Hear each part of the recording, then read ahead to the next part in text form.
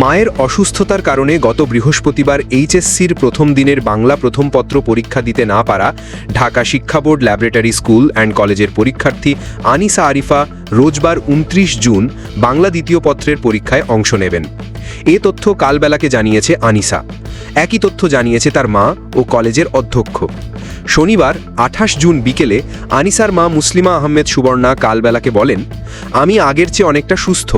আমার মেয়ে আগামীকাল পরীক্ষায় অংশগ্রহণ করবে, সেজন্য সে প্রস্তুতি নিচ্ছে। এর আগে সকালে আনিসা কালবেলাকে বলেন, আমি আগামীকাল পরীক্ষায় অংশগ্রহণ করতে প্রস্তুতি নিচ্ছি। একই তথ্য জানিয়েছে ঢাকা শিক্ষা বোর্ড ল্যাবরেটরি স্কুল অ্যান্ড কলেজের অধ্যক্ষ মোহাম্মদ আসাদুজ্জামান। তিনি জানান, আনিসার বাসায় কলেজের সিনিয়র শিক্ষক সহকারী অধ্যাপক কামরুল ইসলামকে পাঠানো হয়েছিল। তিনি খোঁজ খবর নিয়ে জেনেছেন যে আনিসার মা এখন সুস্থ আছেন। যখন শিক্ষক গিয়েছিলেন, আনিসার মা তখন ঘুমাচ্ছিলেন, তাই তাকে জাগিয়ে কথা বলা হয়নি। আগামীকালের পরীক্ষায় আনিসার অংশগ্রহণের বিষয়ে অধ্যক্ষ বলেন, আমরা ওই ছাত্রীর সঙ্গে কথা বলেছি। সে জানিয়েছে আগামীকালের পরীক্ষায় সে যথারীতি অংশ নেবে। পরবর্তী সব পরীক্ষায়ও সে যথাসময়ে কেন্দ্রে গিয়ে অংশ নেবে।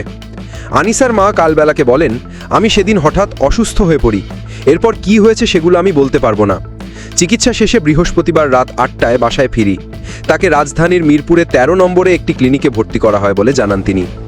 ঘটনার পর শিক্ষা মন্ত্রণালয় বা বোর্ড থেকে কলেজ কর্তৃপক্ষের সঙ্গে যোগাযোগ করা হয়েছিল কিনা জানতে চাইলে অধ্যক্ষ জানান, ঢাকা বোর্ডের চেয়ারম্যানের সঙ্গে তার কথা হয়েছিল।